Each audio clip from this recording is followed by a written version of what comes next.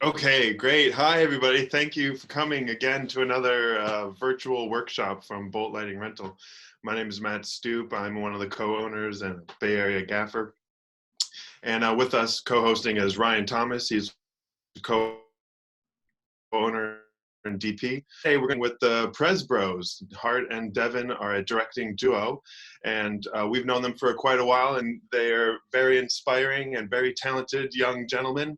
And we're just going to walk through kind of their story and look at some projects of theirs and some recent commercial stuff that we had done actually together, and kind of talk about the process and what worked and how they got to where they are and where they hope to go.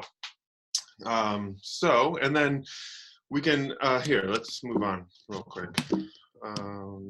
Sorry. Okay, special announcements. Real quick, something that we do beginning of every workshop, we've got a resource tab on our website, boltlightingrental.com. There's an email list. You can sign up to receive information about these virtual workshops, and someday when the world gets back to normal, we'll probably get to doing local workshops at the shop, special events, game nights, stuff like that. There's also a blog on there where we're starting to build content and posting blog posts about all kinds of stuff, industry related, mostly camera, G&E, grip and electric work related there. There's also a crew list there where you can sign up for multiple positions for free. We get producers all the time trying to reach out to us looking for additional crew. So I think it's a great way to get a job eventually when things open up here in the Bay. And then real quick about the etiquette of doing the Zoom virtual workshop stuff. I think Ryan did this already, but we'll keep our mics muted. But that doesn't mean that we don't want to hear from you. So I think there's a way we can raise your hand through Zoom, or you can, Ryan Thomas is kind of monitoring the chat forum. You can ask a question there, or you can probably just turn your mic on and say, oh, excuse me, I have a question. We would love to kind of have a back and forth, and you can ask the Perez Bros questions and, and get them answered for you as best as they can. Okay, let's move on. Who are the Perez Bros? Guys, I'm going to let you take it away. Just tell us which one of you are and what you guys do for a living. Yeah. So I'm Hart. I'm Devin. Yeah, and we're commercial directors, also like writer directors. That's kind of one space that we're trying to move more into. But I guess the background for us, Devin was really kind of like the pioneer. He was doing short films all through high school, even before that, like stop motion stuff. And then we kind of came together in college. We both went to St. Mary's College and started working, on the television program. And we did like all kinds of just terrible sketches and reality shows and MTV Crib stuff. And then, That was through school? Yeah. So at St. Mary's College, they don't really have a film program, but they had a television station. And they had all these DV cameras where you could just take them and just do whatever you wanted. And then there would be like a 24-hour loop of about like 15 minutes worth of content.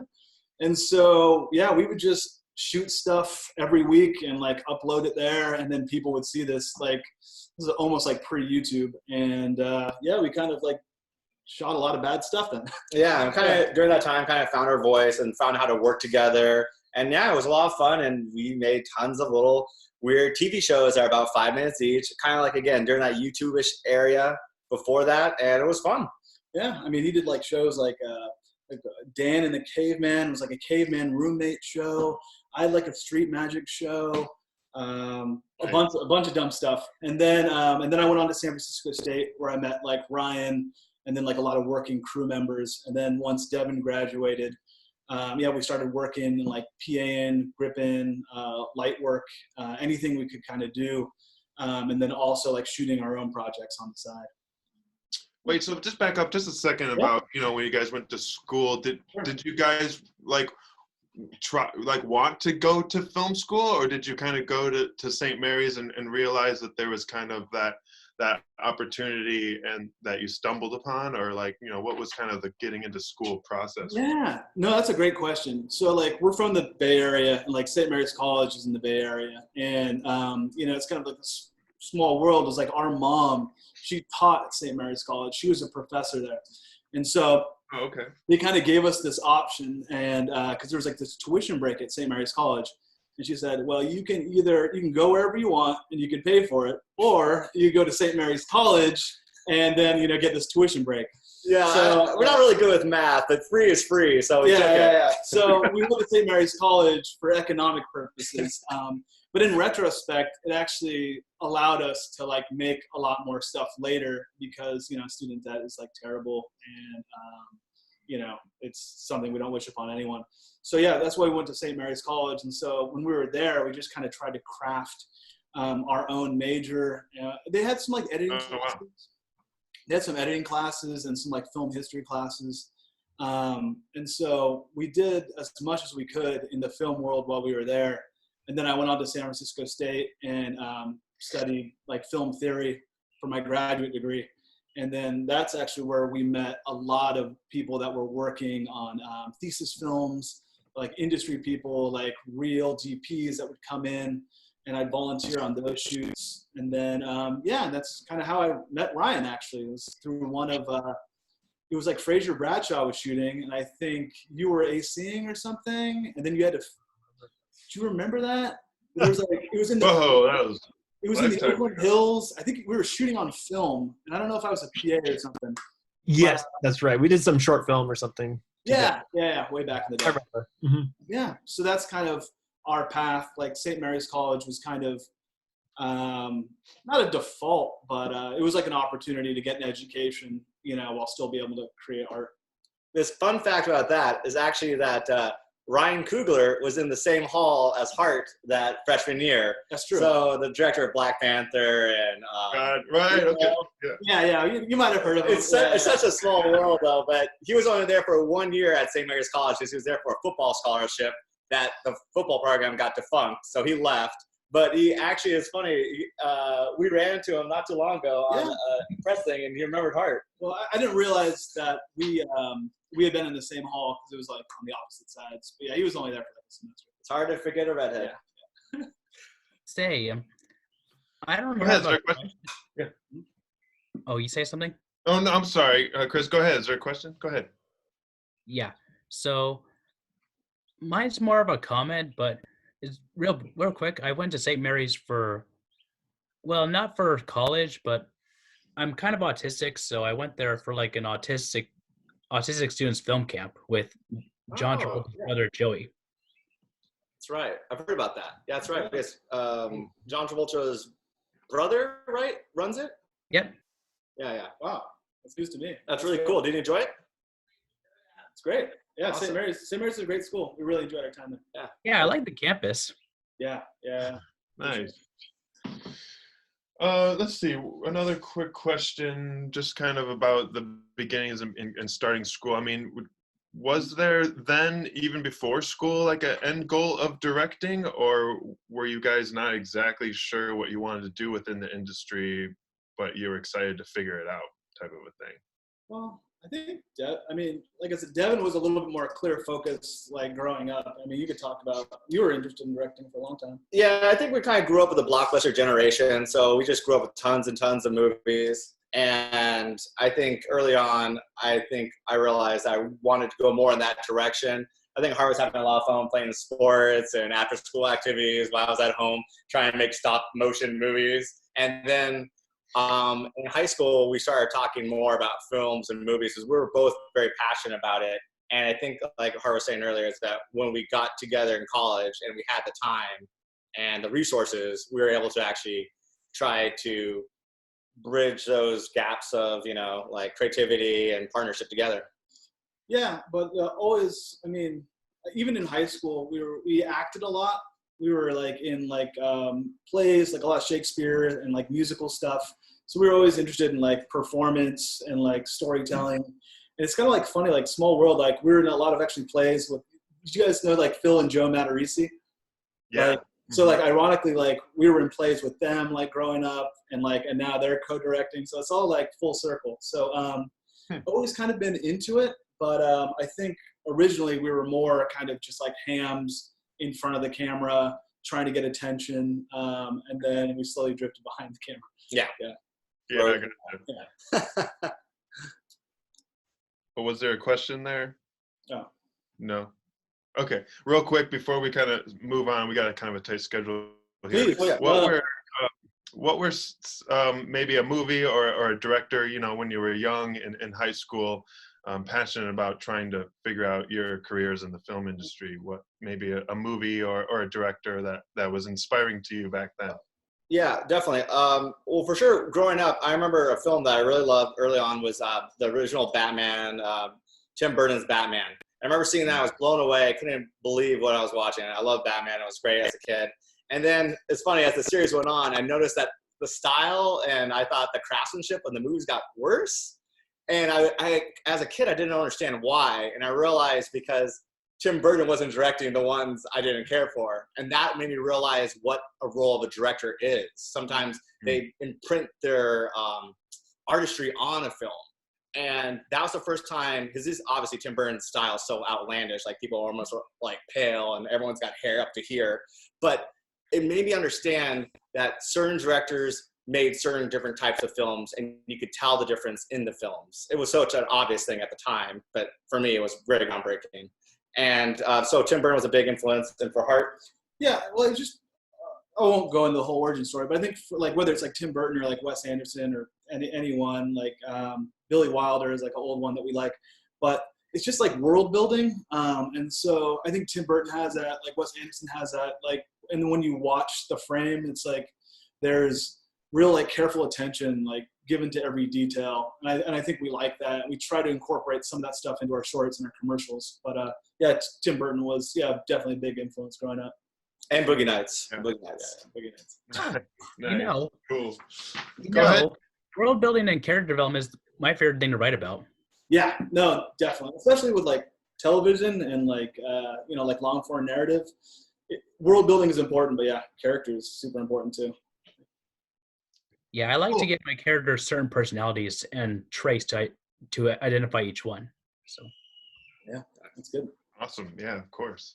Okay, let's move on and just kind of talk about, okay, so we guys went through school and everything, and how long until probably maybe after graduation or wherever did you guys really begin to develop this relationship of duo directing? Actually, almost right out the gate. Like, we weren't duo directing in college. Actually, a lot of it was me shooting and then Devin performing. Actually, Or vice versa sometimes. Vice versa sometimes, yeah. But then right after Devin graduated, our buddy like tapped us on the shoulder. We were all graduates of St. Mary's College, and the basketball team was good at the time. And he was selling T-shirts. They're like these bootleg T-shirts, and he wanted a music video to sell the T-shirts. And so he asked us to he had the song, he had the T-shirts. It's called like Gale's Gone Wild. I don't know. It was, we did it like right after college. And that was like the first time we had worked kind of like together as directors. And we put it out there, and like we had like all our friends went to St. Mary's College. And so they all shared this like music video, and then the school contacted us and like threatened to shut us down and like sue the shirt company. But they still play it at the games. I mean, so I told. So it was a win. I think it was a win. Yeah. So that was like the first time, but it was pretty much like right after college. Right. Okay. So what did you learn from that experience where you guys were really, this duo? What seemed to work or not work, or what did you learn from that original experience? I think it just, one of the things that's great about being a duo is you can kind of do like twice as much, like twice as fast, than like directing individually. Unfortunately, that doesn't always mean like twice the budget or twice the pay, but it showed us that we could do like a lot of things, quickly, and that like two heads were better than one, and that we could kind of divide and conquer. I think we had to like perfect that, how that works on set a little bit more. That was a good. So Hart on that one mostly focused on the frame for like the camera, because he was actually shooting that early music video. And then I would kind of run over and try to work with the talent, whoever we had singing or rapping or dancing in that shot. So I think we kind of realized early on, kind of divide and conquer, like I was saying. And he kind of found himself behind the camera, and I kind of found myself working with the talent. Gotcha. Yeah. Right. Okay. And would you say, you know, that dynamic holds true today, or how has it evolved since then? I think, you know, one like influence for us was like Bay Area directors. I'm sure we've told this story before, but like Terry Timely. So those were like two Bay Area directors that we were like fortunate enough to like work on some of their sets, like right out of school, and just seeing how they worked, you know, kind of trying to give like one voice to the actors and one voice to the crew. You know, it doesn't always work that way, but like that's how we try to focus it. And if Devin, you know, Devin will typically work with the actors, and if I want something out of a performance, like I'll talk to Devin, and then I'll kind of like talk to the heads of the department, cinematographer, art director, and then if Devin wants something changed, you know, he'll talk to me and I'll communicate that. And vice versa. If he wants an actor to go something different, or he wants to see a different take, he'll communicate that to me, and I hopefully get that to the actor as well. But there's a lot of different ways to duo direct. So, and it's a question that we've constantly asked ourselves, and even doing this process, we're constantly always looking up other duo directors. There's so many, actually. It seems to be a common theme now. Like before, it was like mostly partnerships with brothers, but even like people that we really like is the Daniels, who are not, you know, related, and how they work. And we have other friends, Two Trick Pony, who are these two friends as well, and we constantly ask them how they handle, you know, the load of a production. It's really interesting. Yeah. Right. Cool. Great. So, I mean, you guys are brothers directing and working in a career together. Do you think that's an asset or a hindrance, or maybe a little bit of both? Talk about that a little bit. Oh, I think it's definitely an asset. Yeah. I mean, Yeah. it's like an asset in the sense that, you know, we have there's plus and minuses. Like we have a lot of the same points of reference. So it's like you almost don't need to talk. You can almost communicate silently, or it's like you're on the same wavelength. Having said that, when it comes to like creative endeavors, you're pulling from the same well. So sometimes you need to kind of like jump out of that circle and like go to an art museum, do something else. Yeah, our shorthand with each other is very good because we basically grew up watching the same movie. So it's like Tommy Boy or whatever it is. You know, we know right away what we're talking about.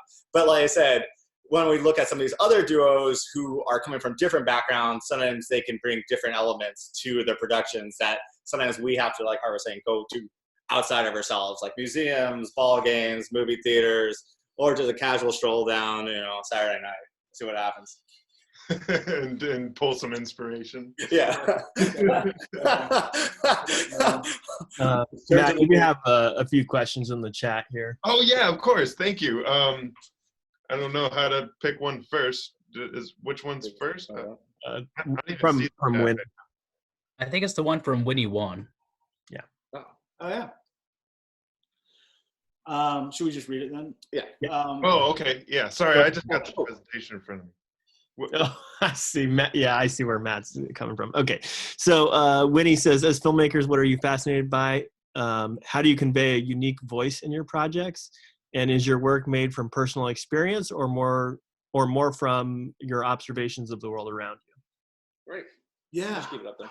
I think, you know, in terms of like commercial work, you know, and we're going to talk about this in a bit. Like when you write a treatment, I think it's kind of good to like take some big swings or like try to make things as funny or as wacky as possible to make yourself stand out. In terms of like our own personal projects, I think it's a combination of both. Like we love stand-up comedy, you know, which is all just kind of like world observation kind of humor. So a lot of our shorts, like even like Coffee Virgin, stems from both like personal experience and, you know, observation. So, you know, whenever we're out, like I think some of our most powerful like shorts, you know, we just take down notes and then we kind of try to incorporate those into like narratives, like either poking fun of a genre or poking fun of something that people haven't looked at it in a certain way. But yeah, definitely both personal and observational. I'm sorry, probably not too helpful. No. I think you said it, I think, right. And I think a thing that we're kind of really fascinated by, I saw your first question, is right now is tone. It's one thing to like just have a joke and jokes should be set up like knock, knock, who's there? But it's trying to set a tone. And it's really interesting when we look at other films that have unique tones, and these don't have to necessarily like be comedic. Like one of my favorite films is The Assassination of Jesse James, and that's a long, drawled out movie. But the tone is so overpowering that sometimes I just watch and study these films. I'm like, why is this movie fascinating when no one's talking? And I think we talk about ourselves a lot. Like, how do we capture tone? And tone is something almost unspoken, but it radiates from the film. But like just more concrete examples if you want it. Like we did this short film called The Way In, which kind of jumped off from our experiences like working in lighting for like these MMA shoots, and just how these men just spent all day kind of wrestling, but there's also like this toxic environment. So we kind of like took that and incorporated in this film called The Way In. Or like coffee version, which we'll show you guys, kind of stem from the fact where I drink coffee every day. And Devin, have you ever drank coffee? I've never had a cup of coffee in my life. Yeah. So like there are these like disconnects, and so it's poison, people. Don't do it. Don't start. Like you're better without it. So when we find it's a good time to segue into that project. What's up? Oh, Matt, is that a good time to segue into that project?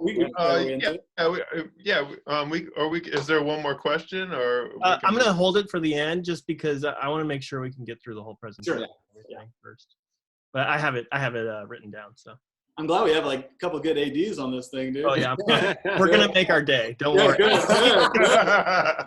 Keep going then. Oh, love that film humor. Okay. All right, cool. Okay, well let's move on then, and we can jump into Coffee Virgin, which is a short film. We'll watch it in a second. Maybe Hart and Devin just kind of talk about. I guess maybe you did a little bit, but just reiterate kind of why you guys chose to make a film about a young boy drinking coffee, and what were the inspirations behind that, and I mean. It's kind of funny, like, once it kind of just stems from the fact that, like, I drink coffee and Devin doesn't, and we've always kind of, like, discussed that, and then, he just looks at me as I drink it in the morning. Not just drinks it, gulps it down. I'm talking like one pot a day. Yeah, 1 pot a day for this guy. I'm cutting back. But, yeah, it's I did a film, actually, in college called Decaf Please, which was, like, completely different than Coffee Virgin. It starred Devin. And it was about this like college guy who gets like a Starbucks gift certificate and like hilarity ensues or something. Of course.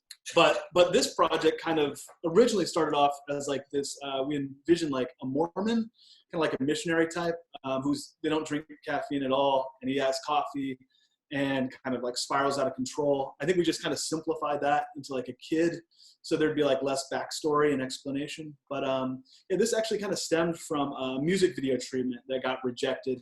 And so we started doing music videos like with like Matt and Ryan, and then we kind of transitioned more into short films. So this is kind of, it's almost a silent film. And so it's kind of like based off Devin and I, our experiences, and just kind of like taking that treatment and turning it into a short.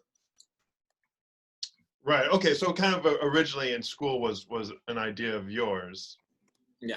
And then right. Okay. I see. Cool. Okay. Great. And then so this is a short film, right? I mean, this was all purely a passion project for you guys to just one for the portfolio, or I mean, right? Was it self-funded? Like how did you get all that together? This is like, and this kind of goes back to like maybe even talking about Terry Timely. We were doing music videos right after college, and we kind of got in this spot where, there was some music money to make a music video, but like we weren't making any money. They were all kind of going into the music video. And at the end of the day, you kind of still have to answer to a band or like a label. And so, we weren't making any money. And then we had these bosses kind of like telling us like what to do. And so we wanted to eventually go into the commercial world, but we weren't sure how to do that. And I think there's two avenues, kind of like one is spec, and then the other one is short films. And so, we were talking to Terry Timely, I think it was Corey. Yeah, we got coffee with him, and he just said, short films are a great way to kind of find your voice, and you don't have a boss, and so we said, let's take that thought, and then kind of, we had this like Dogma 95-esque mantra about like, we're going to make short films, but they're going to be under 2 minutes. They're not going to be over like 1 to 2 days of shooting. like maybe one location and like no more than 3 actors. So like those were kind of like a lot of our short films in the beginning. We forced ourselves to kind of just make the smallest, like most achievable project possible with like the biggest amount of world building and like production value. Yeah. So that's where we came in the coffee version. All right, I'm going to share the link now in the Yeah. chat. Okay. This is from an old treatment. This is kind of their treatment, a very, very simple treatment. The log line.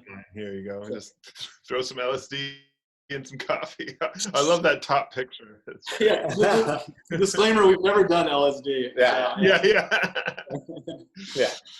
And Wild this is pretty much, like a mood board that pretty much tells the whole story, which is pretty cool. But okay, so how this works, Hart and Devin, is we post the link into the chat room, and everybody kind of watches it on their own because of streaming limitations or whatever. So sure. So yeah, we'll just take a minute and watch. And it's about 90 seconds. Take a minute and 5 seconds.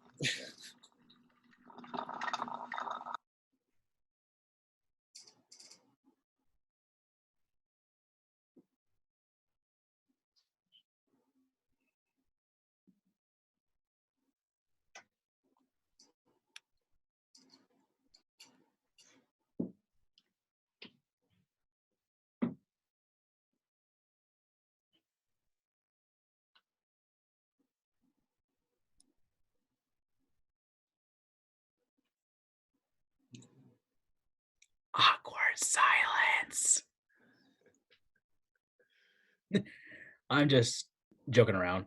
That was what my ex-girlfriend used to say when we both paused.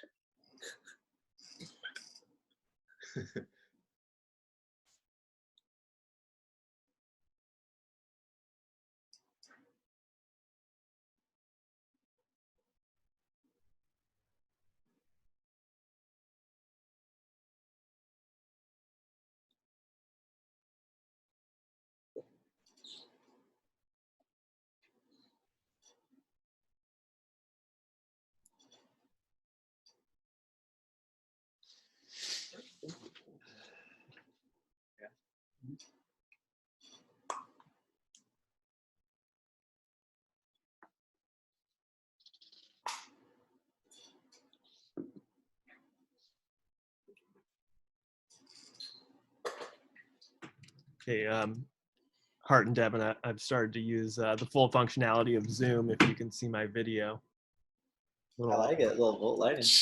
Clapping emoji. I'm not sure if you can. Oh, nice. Always cutting edge. Great work.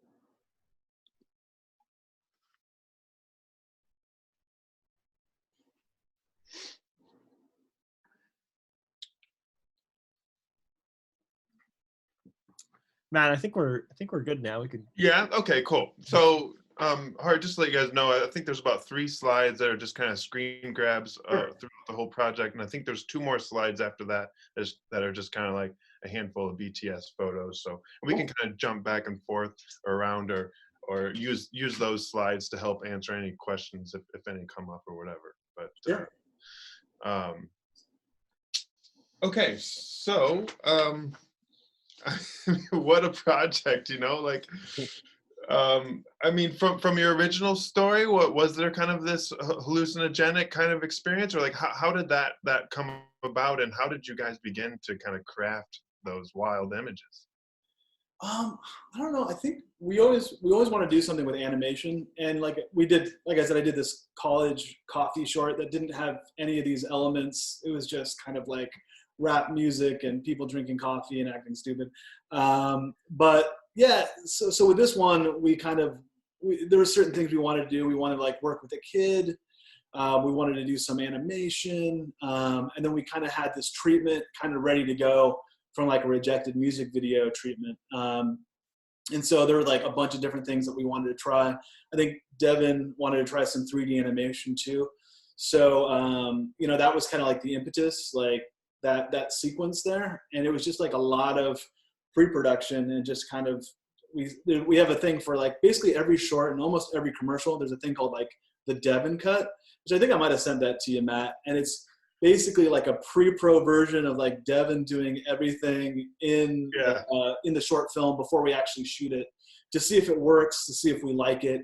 So we were really excited to explore animation with this one, and Devin did all the animation and all the VFX on that. So yeah, when it comes to like our own projects, our whole thing is our favorite production is pre-production, and we think it's like the best production. There's a lot of people you'll see on set will say, "Oh, fix it in post." Our whole thing is fix it in pre. Like try to get everything done early, because when it comes to any film endeavor, there's going to be things that comes up, like, you know, parking lot situations, maybe actors don't show up, maybe equipment's forgotten. There's going to be so many other problems to worry about. Try to figure them all out beforehand. And so when you go there, you can worry about the smaller things instead of the bigger project. And with this project in particular, since so much was in animation, we probably spent like a month or two beforehand, like Harvey was saying, making a version with just me to try to figure out all these animation sequences. So when we actually had the actor, we weren't wasting his time. Right, of course. Cool. Yeah. This top right image, it's just totally screams Alfred Hitchcock, Vertigo. Was that kind of the inspiration there, or? I wish. That's why you need film critics. Yes, that was exactly the inspiration. No, I mean, you know, we were like just Googling a ton of images for like coffee. And I think that might have even been in like the pre-pro deck. So, you know, if we saw an image or something, we try to animate it or bring it to life or take a different spin on it. But yeah, no, we love Vertigo. Oh yeah, shout out to SF. You know? Mm-hmm, mm-hmm. And that's the thing. Approaching this project, you know, we scour the internet for our favorite gifts, and anything that really stood out to us or thought was interesting didn't have to be coffee related. We try to take those inspirations and make them coffee related. So it was a lot of looking up GIFs and jokes and images that we thought were bizarre and said, how can we incorporate this? So that was a lot of fun. Yeah, and you know, like going back to like Winnie's question, just like observational stuff. Have the beer helmets, but like now they're coffee helmets, and just kind of sight gags, you know. And the CMZ, because we're big TMZ fans. We've gone on both tours in New York and LA. We love TMZ, so we're like, we gotta get TMZ in there somehow. So we made CMZ coffee, you know, whatever. So and there's like a moment in there where you're kind of playing like Mario Brothers, but yeah, like coffee. Like so how did you guys? Did somebody make that, or like how did that work? So Devin, like, I don't know. That was Photoshop, and just like I forget how many frames that was. It was kind of versions of stills, but yeah, a little bit of Photoshop and After Effects. And that's another thing is we like to reverse engineer a lot of our projects. So everything I've learned from Photoshop to After Effects, I've learned online. Thank God for YouTube. And I find a tutorial that I thought was interesting, like, hey, learn how to do this effect.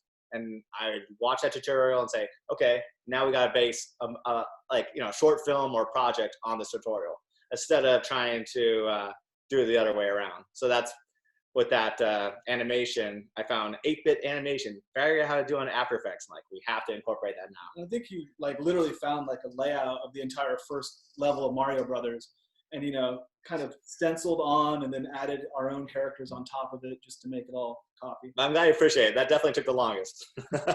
Yeah. So, I'm sorry, you guys, you can't, the Devin Cut, you can't just like throw that out there and not like throw us a link or something. I think you got a link, Matt, right? I don't know if I have a link. I think I have the actual. I don't know. Well, I think there might be an image from the first one. I will make it a point to make sure that everybody gets to see the Devin. Okay. Yeah, we'll send a link.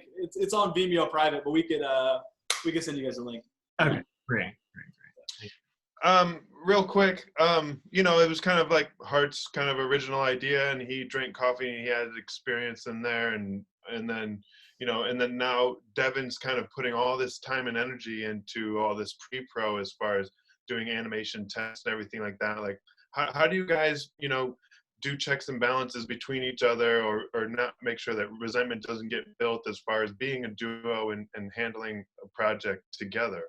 Yeah, well, it's kind of interesting. Like, even though I'd like done a coffee project and thinking about coffee, I think this was like kind of like a collaborative endeavor in like the creative sense, because even though like I like coffee, like Devin sees it as an addiction and a crutch and like all these other things. So it's like, I think a lot of his imagination and a lot of the way he views people that are dependent on coffee, like they would be heroin or anything else, like played like the end frame.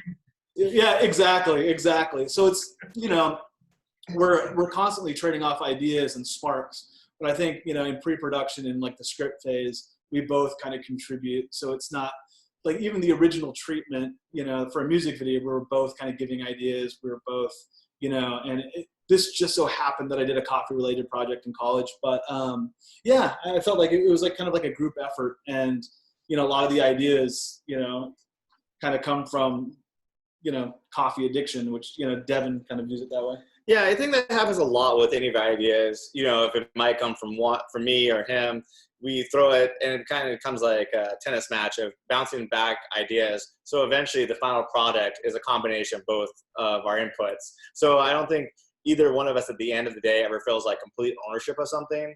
It becomes a collaboration. And I think that naturally happens, not just like, well, you got this idea, so I get that idea. It's not like a Jenga game. It's just like we just always go for the better idea or the thing that makes us laugh. And by the end of it, we forget who came up with what, and it just becomes a pleasure. As long as there's laughter. As long as there's laughter. Yeah. We always say, we have a friend who is a stand-up comedian, and he was from Miami. He worked at a club called Just the Funny. And we always say that now, just the funny. You just got to have just the funny. That's what we're going for. Devin, this one's kind of for you. With all your post work and passion towards animation, is that, are you worried about getting known for that, or does that aid your directorial, direction? Yeah, that's a great question. And I think I've always been interested in that. I love animation. Hard to tell you that. Mostly just spend my days just watching like Adventure Time and any other animation out there, Teen Titans. I don't care. To this day. Yeah, it's pretty sad. But so I've always been interested in that field. I've never been really too good at it, but there's so much, thanks to YouTube, there's so many ways to learn. And I think it helps spur more ideas. And I really enjoy that because it's naturally what I like to do, Photoshop or After Effects. And right now, during this quarantine time, I'm trying to learn 3D more. Blender, it's free. If you want to download it, it's a great program. And I think it's more inspiring. And I think when it comes to filmmaking in general, if you look at the history of filmmaking, it's always been an evolution of technology, from Melees to, like Star Wars, George Lucas, to what we're seeing in Avatar and beyond. So I think the technology and the creativity kind of help elevate each other. So when I learn something new, it inspires me to push ourselves, like, why don't we try to take it in a different direction or think something completely outside the box? Because we love dealing with surrealism, and these, like I said, these programs help us really bring our dreams to reality. Yeah, great, awesome. And it seems like, it's so visual that it really kind of probably aids you guys in helping communicate your ideas to other people as far as getting them involved. Yeah. Right on. Great. Cool. Is there any questions about this project in particular? I feel like we should I'll throw in a couple of the questions I've been collecting. One of them was from Mario. If you could tell yourself some lessons you now know to your past director self, what would they be? Invest in Bitcoin, probably. Yeah. I don't know. I think just writing more. I think it was good to start off. We wanted a lot of these films, like starting off, to be like able to watch on mute and like still enjoy them. But now we're kind of like moving more into like dialogue heavy, like scripts, and as we were pointing out, like more developed characters. So I think it's kind of goes across the board. Like the earlier you could just make stuff, the better, because you just kind of get all your bad stuff out of the way. But it's just writing more, in our youth. I think we shot a lot of stuff, but yeah, we didn't write as much. And I would piggyback on that as well, because we grew up, like I said, watching movies all the time. So I think a lot of times our ideas come from a visual standpoint. Like, wouldn't that be cool to see this? And right now we're trying to focus more on dialogue and words and what that means, and even read more too. We're trying to read more. We're making a habit to read every day now, and it is inspiring to play with that medium because it's totally different from film. So writing is definitely a thing I stress to my younger self. So now, are you guys reading the same books, or are you guys just trying to read whatever interests you separately, or every once in a while we'll like piggyback? We both finished Dune, which was like 1,000 pages. Like we're like, we got to read it before the movie comes out. Now the movies don't come out like 2 years from now, but it's really good. So I don't know. So this is gonna sound like the most pretentious thing ever, but Devin's actually reading Infinite Jest right now, which is like, I don't know, like supposed to be like the hardest book in the world to read. He's like a masochist. I don't know. Sometimes I like to read weird books just to see if everyone's saying it's okay. Then I want to check it out. Hart likes to read like a lot of personal essays. Yeah, like a lot of like comedy, like David Sedaris. I'm currently like reading like a bunch of like biographies and like modern artists. But yeah, just trying to read more. Yeah, be good. Nice. Yeah. I have one more question. Okay. And then we can kind of wrap this project up and move on. Yeah. Hopefully you can answer this question relatively quickly. Somebody said, I'm curious about the production details of Coffee Virgin. Where did you shoot it? The casting process? How many days did you shoot? And then kind of tied in with that is, do you have any advice on casting or working with kids? Yeah. Okay. For sure. So Coffee Virgin was like a day and a half of production. So we pretty much shot like a day, like building that kind of art, directing that world, and then kind of like a half day in this little photography studio. I'm trying to think, like in terms of like casting, we saw a bunch of kids. I think the key with kids is like, don't get too stuck on age if possible. Just find the best actor. I think we originally imagined him like maybe a little younger. This kid was a little bit older, but he just had a ton of energy, took direction well. And like most importantly, like his mom was super cool. When you cast kids, like the parents play like a big role in it. And so I think we had one that was like a second choice, but the mom kept like hounding us and like harassing us, and like it got like scary. It was like one of these like showbiz moms. So we were really happy with like the kid that we ended up casting. Super nice. He had this like crazy smile we really liked. I mean, he's older now. And then the art direction, I'm trying to think. Something that we like to kind of incorporate in a lot of our pieces is like a timeless quality. So there's like rotary phone. You see like newspaper.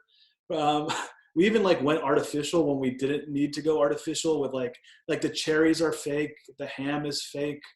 I don't even know why we did that, but like we just went to a prop house and we just started grabbing stuff. And then we just kind of wanted to create this all white world, like once again, just world building. So where did you find that location, the kitchen space? The location, great. Actually, this was around 4 or 5 years ago, but this is all DIY shit, but it's like Airbnb. It actually was a photography studio, but we only wanted to rent it for the kitchen. We didn't use any of the photography studio aspect. So we just found like one little corner and dressed it. And that's kind of like the theme of like a lot of our shorts is there's not a lot of camera movement because you can't really look an inch to the left or the right, but we just like build out the world and try to make it look as interesting as possible. But yeah, if we can find a corner that we like we're going to use that location. And this just had all the white tile and this little like window in the back and, a lot of the stuff that made it look like a kitchen. Yeah. Great. Okay, cool. I think that answered all of those questions. I had a quick question. Yeah. what's up with the fan? Like, it's kind of prominent. We hear it. Like, I feel there must be some reasoning behind why the fan's there. So, for this one, we're the kind of the art directors on it, and we're just like grabbing stuff and putting it in. I think we just wanted it for like some movement, because everything is just so static and like so framed up that we just kind of wanted to make it feel like the world was maybe a little bit bigger than what you're seeing, so that kind of have stuff on the corner of the frame kind of like shaken up, like, oh, like maybe this world expands beyond the frame. And that happens a lot too on our sets, on our personal projects, that we will find the location and then we'll go to like IKEA or prop rental house and we'll just gather more than we expect to actually use. And so when we're actually, working with our art department to make this world, we like to have like things we're not using instead of just saying like, oh, I wish we had more. Because we always never want to feel like we wish we would have got that extra like fan or clock or, like hourglass, doesn't matter. We always want more. So that fan is an example of like, let's see how it looks, see how it works. Oh, a little movement would be nice because the static's pretty shot, the shot's pretty static. Right. Okay. Yeah, cool. Thanks for that. Just a couple more minutes till we should move on. Just wanted to maybe talk about, what didn't work, or maybe what or maybe if there was some ideas originally, when you guys were starting to build this particular project that you wanted to do that didn't do, or was there anything that you guys cut because of time or money? Yeah, there were, I'm trying to think. There was some gags that we didn't use. So there's probably like a half a dozen like more things in like the psychedelic sequence that, we tested and that we liked.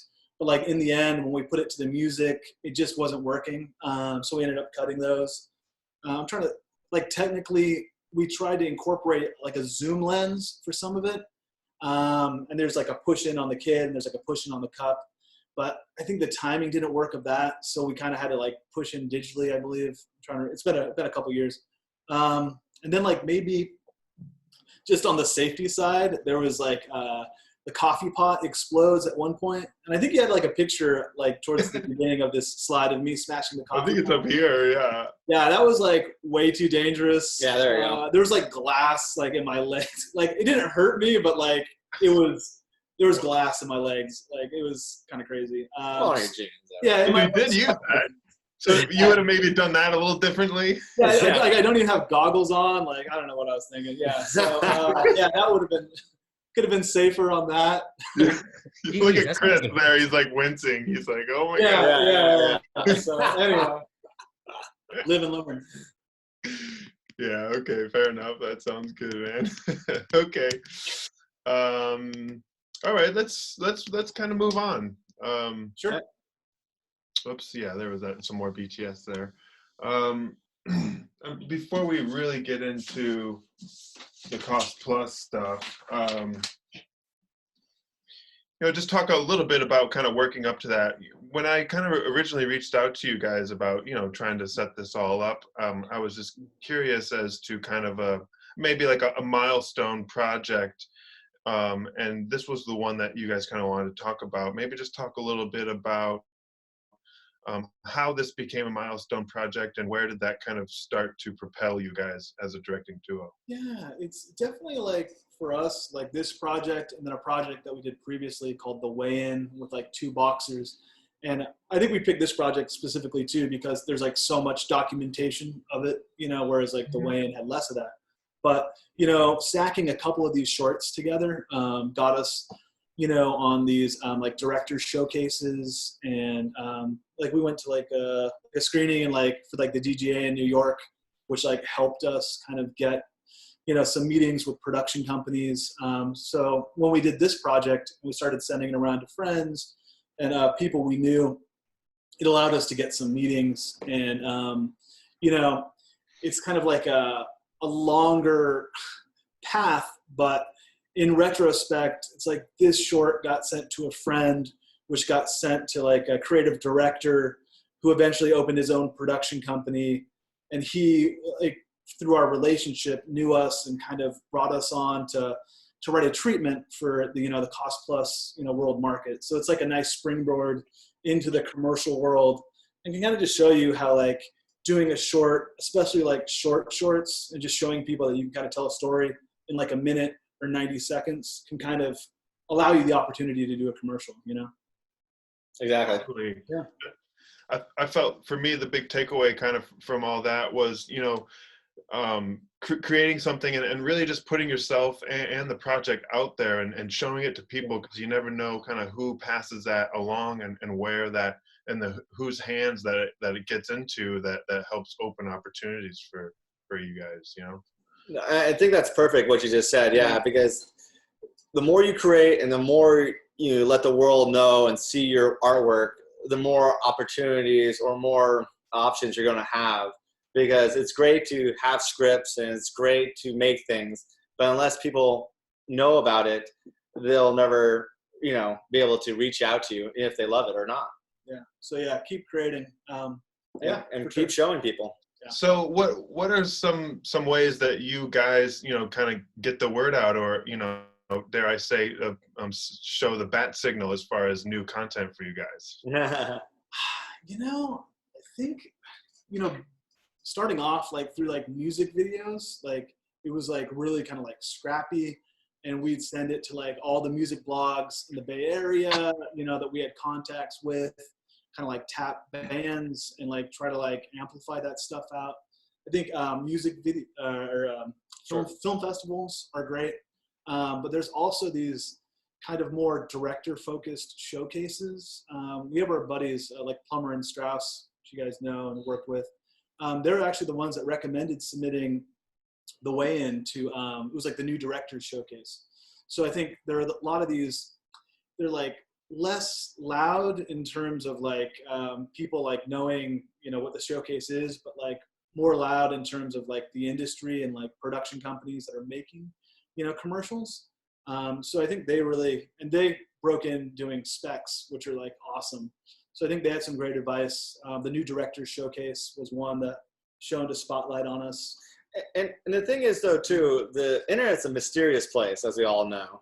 And if you just put it on I recommend putting your art or your whatever you're creating on any platform, even though you might think, well, it only really belongs on YouTube and Vimeo. I put it on Instagram, put it on TikTok, put it on Imager, put it on everything you can, because you never know who you might have like an ally on one of those platforms who might reach someone and they'll spread it to everyone. It's funny because like with the weigh-in, for example, I remember it's a boxing movie, and I remember for some reason someone took it and took clips from it and put it on Imager, and from there, it was Tumblr. Oh, Tumblr, that's right, on Tumblr, and they made GIFs from it. And not us, we didn't do that, and because of that, I got like 100,000 views through people just finding it on Tumblr and going through that avenue. And I've seen that with a lot of our friends who have had big successes. They don't know where it's going to come from. Is it coming from Twitter, YouTube, Vimeo, or anywhere? But if someone out there likes it and has an audience already built in, you'll be surprised. And if you're going to go like a festival route, there's like a 3-prong, like go for the big boys, get the rejection letter. We get the Sundance rejection letter every year. But then also like niche festivals, whether it's like an LGBT festival or like a sci-fi festival, festivals that are like tailored to your content. And then like local festivals, like we've met like great people and friends and like networks just because we were able to attend the festival and not have to, because no one's going to fly you out for a short film. So yeah, anyway. Right. Yeah. Great. Okay. Well, let's move on. We've got about an hour to kind of really get deep and dirty with the Cost Plus stuff, which was a commercial series. But real quick before, or how did you get that gig? Yeah. So as far as commercial work and, Of course. Once again, it kind of relates to, I can only say so much, you know what I mean? Because it's like, you're only on like one side of like the coin here, but like the way I would trace it was a creative director saw Coffee Virgin, and he enjoyed it. We had a meeting with him. He started his own production company at WTBR in Emeryville, and we kept that relationship. And I think they had a working relationship with, motorcycle, with the agency and the client, Cost Plus, and then Barrett was the agency. And so when I would guess when this project came down the pipeline, they wanted, a comedic voice to kind of write a treatment, based on the deck. And so we kind of got to audition or submit like our take on their commercials. So I think it was, from our shorts and through, just kind of cultivating relationships and friendships, for the past, 3 or 4 years. Right. Okay. Gotcha. Great. Okay. So, it wasn't necessarily like pitch us a commercial idea. Like the agency kind of already had this kind of seed as far as what they wanted these things to kind of feel and look like, or yeah. So I mean, and this took us like a long time to figure out, and this might be a review for a lot of people out there, but basically the structure for commercials, or like the traditional structure, is there's a client, say like Coca-Cola, and then they want to, they have a product they want to promote, which is like new Coke. And then they have a relationship with an advertising agency. Like a big one in the Bay Area is like Goodby and Silverstein. And so Goodby and Silverstein writes a script for new Coke. And once they have a script that the client likes, Goodby and Silverstein has has relationships with different production companies. And those production companies have directors that they think, would be either their comedy directors or they're like lifestyle directors. And so these production companies, when they hear Goodby and Silverstein wants directors for a Coke commercial, they will say, this is the best director, I think, for the job. And those directors will kind of audition and give their take on the agency's script and kind of reinterpret it and reimagine it. And then, and that's how you get the job. And then the job goes to that production company, and that director, helms the project. Now, there's a lot of Oh, go ahead. Oh, I was just going to say, like, now, were you kind of competing with other directors, or was it kind of like I guess the production company saying that, we believe this is the best fit, and you had the job, or was there any kind of bidding or trying to, creatively challenge other directors to try to win the spot? It's hard to say, we've definitely lost, out, and like our treatment wasn't picked. And so like, we're constantly like kind of going head to head with like a lot of directors. It's hard to say with this specific spot because we were freelancers and we weren't inside the production company. But, the production company, which is great, we love them, WTBR, they'd worked with Cost Plus before. So it's hard to say if we were necessarily competing against other directors. But the treatment had to be, what the agency liked. And so I think it was probably a combination of them having a great relationship and our treatment. And so but we're constantly going against other directors. Sometimes it's direct to client and you won't have other directors, but like every project's a little bit different. So we're just guessing on this project. Yeah, and going on what Hart was saying, so if you're hoping to get into the commercial space, and Hart already explained the timeline, is that you're hoping as a director to kind of court these relationships with these production companies to get on their roster. And if you go to these production companies, they'll have directors on their websites, and these are the people they sell to ad agencies when Coca-Cola wants something made. And so as a director, you're hoping to hopefully get on those rosters. And some of those are exclusive and some aren't. And, but like I said, but how to get on that roster, that's everyone's journey. And for us, it was just short films and showing wacky ideas on YouTube. Yeah. Yeah, and who Once again, rubbing shoulders. The kind of the hierarchy that we just broke down, though, it's kind of in the new digital age that's kind of been thrown out the window in a lot of cases, because a lot of times there won't be an agency or the client, like a company might have their own scripts that they want shot directly. And starting off, we also did projects where we went to a wine company and we pitched them an idea and did a commercial like that. So it's very different. Each project's very different. The competition is very different. So you just got to kind of come up with the best idea possible. Yeah. Cool. Okay, great. Let's move on. Let's talk about, I think we did 6 spots for Cost Plus World Market. this one was about garden gnomes. Yeah, which is you good. worked on it, right? Yes, actually, I actually lit this project, which is Yeah. great. So I got some insider information. Yeah. You can see you saw us sweating. Yeah. You guys A did lot, great. lot of spots in like a day. But yeah, Yeah, a lot. Yeah, exactly. This is the client or agency treatment here, and then this is kind of what you guys came up with as far as building upon those ideas and whatnot. Yeah. So, I mean, just basically like for everyone at home that hasn't been through this process, the agency has a deck, it could be like 5 pages, 10 pages, whatever. And it's kind of like the script, and it might involve a picture or two. So this is 1 page from their deck, and it's a long deck. And then the director comes up with typically a much longer treatment. And that could be like 15, 20 pages. I mean, it could be as long as it needs to be, but it's kind of breaking down each aspect of the agency's script. So what you're going to be seeing here is kind of flipping back and forth between the agency's script and like a 1 page from our treatment, like basically on execution. But in reality, I guess they're 2 separate documents.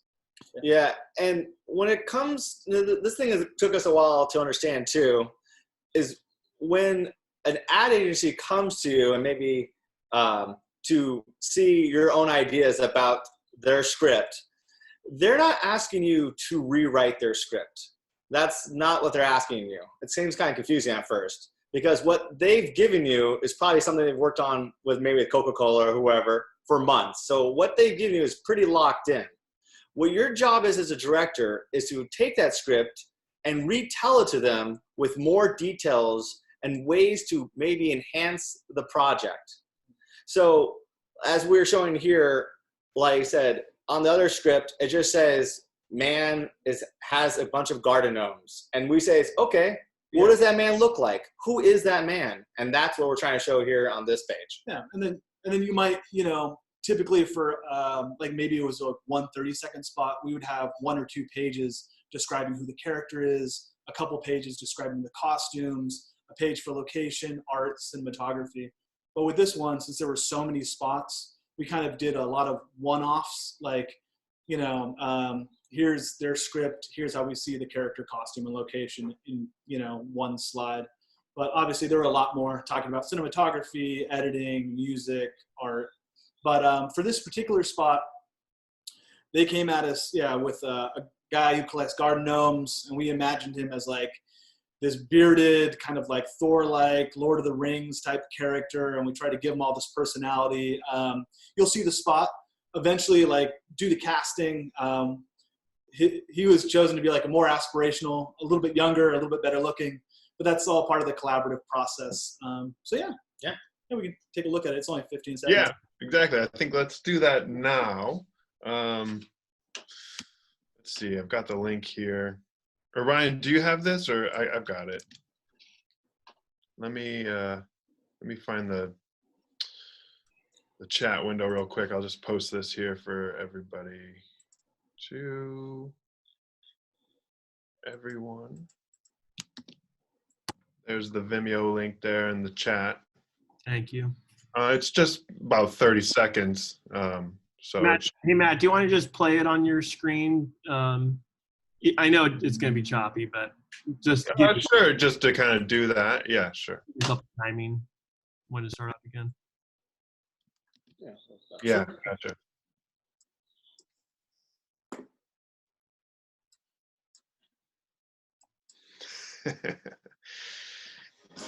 Cost Plus World Market has ornaments for everyone on your list. For kids, for travelers, and even for your neighbor who loves garden gnomes. Welcome to the family. Gift thoughtfully. Cost Plus World Market. Great, yeah. And that's Great. a 15-second commercial. Yeah.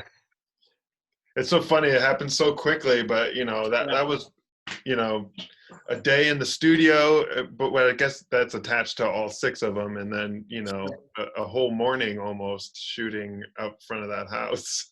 Yeah, and then like a month before that for us. So it's like one of the things where it's, we've been on the crew side, and it just seems like the director's job is pretty cushy, and it is at times, but it's all the pre-production and all the meetings, all the discussions that you have, which I think is really kind of where you earn your rate or whatever. So here's some BTS.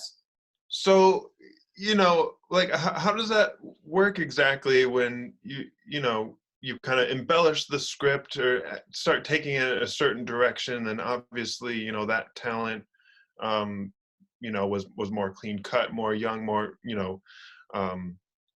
I'm spacing on the word, or just more relatable, I guess, or whatever. Like how does that back and forth go, or I don't know, how do you personally deal with that, or flow with those punches? Yeah, well, it's ultimately when they approach you, I think the best approach for a comedy director, I mean, it's all different, depending on what genre. People like to pigeonhole you, but I think you try to do what you think is going to be the funniest, and so in casting, you try to recommend who you think is the funniest or the best, and then each project's a little different. We've had some projects where the agency, the creative people are a little bit more conservative, and then other projects where the client might be more conservative, and so it's all about collaboration. We kind of see it. As a commercial director, you're like a shepherd, so it's their product, it's their script. You try to make it as the best and funniest as possible. But at the end of the day, they make the casting decisions, which it's ultimately the client's decision. So you just gotta respect it, and then take that and then make it as funny as possible. And that's the whole thing. It's just knowing that it's a give and take relationship. It's a process. You give your recommendations, they give theirs, and you try to find a good medium. And usually, sometimes you're on the same page, sometimes you're not. But you all work together, and that's the whole thing. It's all about working with these relationships. Yeah. Hey, Matt, I think we have a pretty good question here from Jake. Great. Working with commercials that have hard and fast timings, like 15 seconds, 30 seconds. Do you have any techniques on the day for making sure shots don't run long or blow your timing? I think, a good thing to do. Well, these were super, super short. So, you can almost have a stopwatch there, and you know what time you're hitting. But getting alt takes, maybe you can get a shorter version, tighten up the script a little bit, or maybe just the timing of the read. You can have the natural read, you can have a little bit slower of a read, and then a faster read. So you kind of have those options in post. But a lot of it is going to kind of come down to the script and having the conversations with the creatives at the ad agency. You got to, time it, read it out loud, and just be honest. And let them know it's this is reading a 20-second spot, and you have to have that conversation, just to make sure that they get the product that they want at the end of the day. But yeah, timing is super important. It's a little bit easier with 15-second spots and 30-second spots because you can really read it out, but giving yourself options too. Yeah, I just agree with Hart, is make sure you're being honest with the client. Sometimes they'll write something that's beautiful, but if you time yourself at home and it's reading a minute or 45 seconds, you have to tell them, I don't think we can get this all in their time span. And then that putting that ball in their court allows them to adjust if they need that extra beat or not. But for us as directors, the only thing you can do on set to hopefully make that time is what Hart just said, is maybe do different takes of different variations of speed of delivery of the action or line. But once again, it goes back to pre-pro. It's the script has to be a realistic 15-second spot. Otherwise you can't do it. You know what I mean? So we don't want to put a damper on anyone's dreams, but we just want to make sure that the project is, best for the client and the agency. And so that's kind of one of our policies, is just try to be as honest as possible. Hey, in that little picture right there, what's with the black screens? Oh, that's great. Matt? Right next to talent who's kneeling down, that is a 4 foot by 4 foot floppy. It's made up of black fabric called duvetine, and it's basically used to block and shape light. So in this example here, using a 4x floppy to kind of take away some of the natural ambient light to give the face a little more shape. So they're basically taking light away from the sky that's above the trees, and even light that's bouncing off of the green shrubbery and even the ground and all that stuff, just kind of slowing down that intensity of that general light to give more shape to the face. And actually, real quick to say, I've got Jason Josepher, who is the DP on this project, and Joe Heath, who is the key grip, and myself will be doing another workshop about how we used camera, lighting, and grip equipment to make this project happen. That'll happen on Saturday. So you can hopefully attend that, and we can really get into those juicy details. Yeah. And I believe we're going to do the same cost plus commercials that we're talking about today. Do you have a link to that Saturday thing? I think we're going to blast that probably this afternoon, tomorrow at the latest. Okay, thanks. So what we should probably do is go to boatlightingrental.com when you're done with this and sign up for the event email list. That's where you'll first hear about it. Sure, thanks. You got it. Thanks for the question. Okay, sorry. Let's see. Oh, I maybe want to scoot back to the... We swear. What's that? He's not a plant. We didn't ask him to ask that question. Oh, yeah.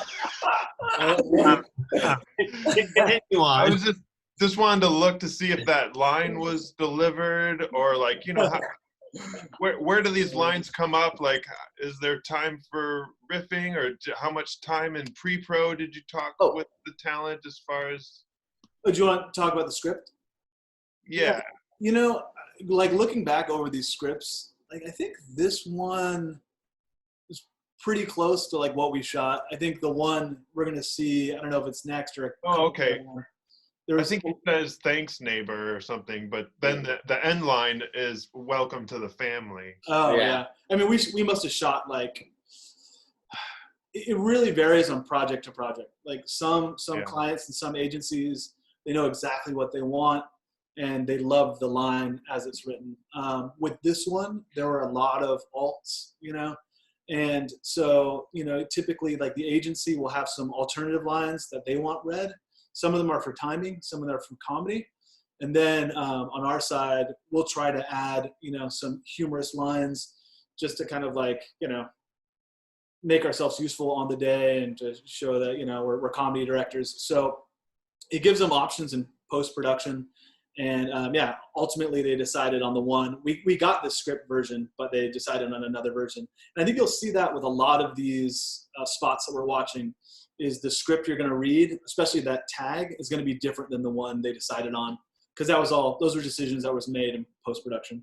And I think that's a good idea too. If I've heard this from other directors, that if you're a comedy director, even though they might not ask for, you know, ad-libs or new lines, maybe just have one or two in your back pocket that you look at the script like, oh, this might be funny, because sometimes they might turn to you and say, hey, do you have an extra line you want to throw? Because they think you're a comedian willing to throw out any line. So I would recommend just having an extra line if you're a comedian, or maybe not, maybe you're dramatic work as well, just to have in your back pocket, in your own head, just in case someone asks. It's good prep work as a comedy director, for sure.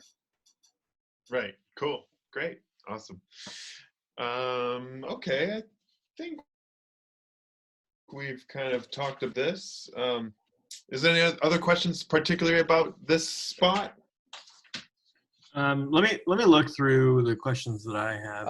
I have a question. Go for it. Sure. Yeah, there's a lot of people there. How do you decide how many resources and people are going to show up? And that's one of the hardest things to, maybe as a producer or director, who decides that? Yeah, that's definitely on the producer and the production company. I think, you know, as a crew person or as a director, you definitely want as much help as possible. And we were super lucky to have a ton of help, especially on the G&E side. Call them like stallions. There was like an army of guys that like, the place is like a mansion. So they really, the G&E and the art teams, they really like crafted these worlds. And so as directors, you want as much help as possible, and you just kind of keep asking for it until they tell you no. Well, a lot of times these crews are made up of it's like, again, a certain hierarchy, and each department has their own. And so when you bring on a cinematographer, he might say, for this job, I need this much help.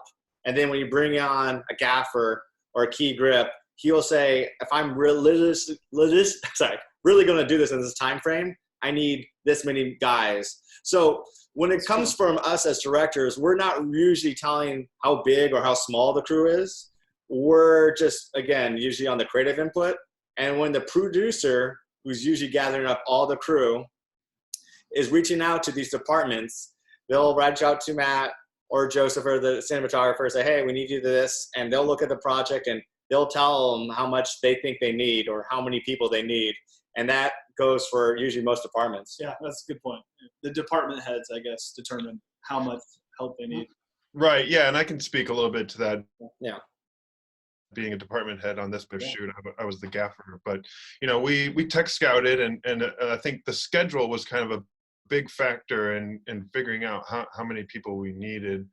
Like the grip department on this one was kind of all hands on deck because it was a day exterior, so they were working a lot while I had a lighting crew that was pre-lighting, because we had to do 6 mini commercials like that in this one day and ideally a 10-hour day. So having to work that fast and having gear to be able to pre-light multiple sets, so that when we're done shooting the day exterior and move into the garage scene or to any other scene, that the broad strokes are lit, and that vastly determines how many people. And it kind of goes for all departments, like how many talent we have. We need X amount of hair makeup artists to push all the talent through the works, or how you can see in the top left photo here, art department in the background, because this was like, this is August or something like that, I think. And so it wasn't like all the Christmas decorations and gnomes and stuff were already there. They had to kind of set all that up and tweak it to camera, and so and that just takes people in a timely manner. The producer also decides who the art department is and all that stuff. It depends, from project to project, like based on the production company. Sometimes we've been in cases where, like this was a case where a lot of the people that we have here are collaborators from our short films. So we were able to bring in, everyone, and it was like, this type of environment. In other cases with other production companies, they have specific people that they like to work with. And so we have to be mindful of that. And so it really varies on project to project, but it's always great to work with people you love, like Matt, Oh, shucks. Yeah, boltlighting.com. Go there now. Hey, Matt. So when we start to go into this next spot, Karen was asking, she just wants to hear more about pre-pro, like the workflow of location scout, kickoff call, production meetings, tech scouts, just like any more information you could give about the pre-production process. And I guess just like think about that, Matt, as we go into the next spot. Okay, cool. Great, thanks. We'll try definitely hit some things on that end. Well, let's move on to the next spot. Aunt Tina. Let's see. Yeah. So this is one, I'm trying to think. This was one that I think the script stayed pretty similar, but you can kind of read the description. Whip pan to a 40-year-old woman in a holiday dress standing next to a bar. She takes a sip of the glass and raises it to the camera. Actually, there was a lot of variations of like this particular treatment, or I guess the deck from the agency side, because they would send a treatment or a deck, and then we would write a treatment, and they would tweak the script a little bit sometimes based on our treatment. But it's a version where you see like this woman in a holiday dress, and I think that's originally how they had her envisioned. This might be from a second draft, because our kind of holiday sweater. Yeah, it was a holiday sweater originally, and I think it got. All right, here, updated. I'll stay on this slide. No. It's fine. It was originally a holiday sweater, but I think the descriptions got tweaked. You can actually go on to the next one, Matt, because our treatment was like we wanted to take it out of the holiday, just kind of like kitschy vibe, and kind of make it darker, make it a little bit more moody, kind of create this like seductress kind of character with a crushed velvet dress and like all this stuff. And and so it definitely evolved. And this was like an instance where we both, us, the agency, and the client all like fell in love with this actress, and she was great, and she kind of knocked it out of the park. Yeah, and to go into kind of the questions that I guess someone had asked earlier about what's it like for these pre-production aspects, is that, once we kind of get on the same page with the agency and the client, then we begin casting. And once we find our casting, then we start getting into wardrobe, because then we have the sizes of these people. And then we'll have a day of fitting. And usually the client and us will be there, and we'll go through different outfits, and we'll see something we like or something they like, and we'll kind of mix and match. And then we'll have a day, me and Hart. We usually, there's a scout doing locations, and he'll send us pictures of all these, things that they have in their Rolodex of locations. And from those, we'll say, oh, these are our top 5. And we'll have a day where we visit those 5 locations. Once we find those 5 locations, then we start having a conversation with our art department saying, hey, these are the rooms, these are the situations we're going to be in. What do you think we can to plus these places? And he'll start sending us over all these images of resources he has. And from there, we'll start picking it. And then before you know it, we're getting close to production. Yeah, and it's just, every project's a little bit different. It's kind of like a game of telephone, and it kind of starts with us. We like a particular location. We'll whisper that to the agency, and, they'll like it, and either they'll like it or they'll veto it. And then, but if they like it, they'll whisper it to the client, and then the client will like it or veto it. So it just depends on like if everyone's on the same page, like if they like the same thing. Like this particular 15-second spot, we gave our take, and they really liked it. So it's almost exactly like, our little mini treatment slide here. But it just depends on like people's tastes and the projects. So each of them are a little bit different. But the more time it takes to get on the same page, the more time, you have to do meetings. But that's fine. Yeah. Great. Awesome. Thanks for, helping field some of those questions. Hopefully that answered some of it. But I do have kind of a locations question. Sure. It turned out that we shot in one house for all 6 spots. Yeah. I think that's pretty miraculous. Like, how do you begin the conversation of, maybe there's a location that works for most of it, but, there's just one that's just not working? Or, does the client see that, or do they not understand why it doesn't work? And like how you kind of help solve that problem? Yeah, it's kind of, I guess for us on this project, it was more of like a logistics and like a production company, like a financial thing. Like I'm not sure what they had allocated for locations, but it was just made clear to us that we have one day for a studio and then one day on locations. So, when we were looking at houses, we were looking at houses that had a lot of different looks, that had a lot of different feels that we could kind of like mold and shape.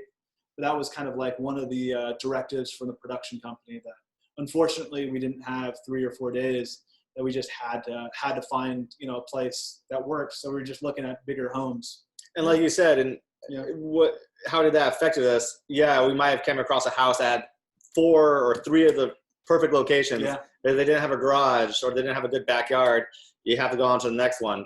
But luckily, like I said, we had a tech scout who had already a catalog of homes, and he sent us multiple pictures. So most of our time wasn't wasted at houses that didn't have those options. We were already looking at houses that we knew had potential. So we weren't disappointed in spending weeks and weeks. We just spent maybe 2 days of scout locations. Yeah, long days. Yeah, long days. Yeah. Okay, great. Here, let's watch this one, and then I've definitely got more questions. And one thing too that we should maybe touch about that we kind of blew past was the studio day. Yeah. Talk a little bit about that. Okay, here, let me send you guys this link. real quick in the chat. This is for the furniture spot. Hey Matt, Yeah. do you think that maybe we'll just do 2 of these Cost Plus commercials and then we'll just leave the rest of the time for questions? Sure. Okay. Yeah. I mean, if there's a bunch of questions. There's a lot of questions. Yeah. Yeah. Okay. Yeah. Totally. You All know. right. This was actually one of my favorite ones, and this was at the end Yeah. of It's the day. our favorite one Yeah. too. We were slamming and jamming, having a good time. Did I post that here? Did I? Yeah. There you go. Okay. Here, I'll watch it too, real quick, just to get the timing down for you guys, so we can stay on track here. It's new clothes.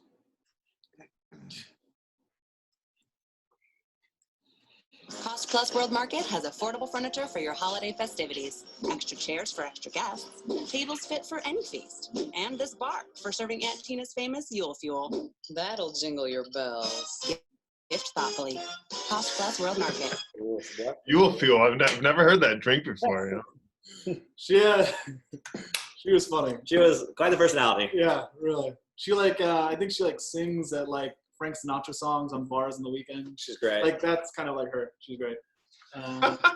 It's true. Wow.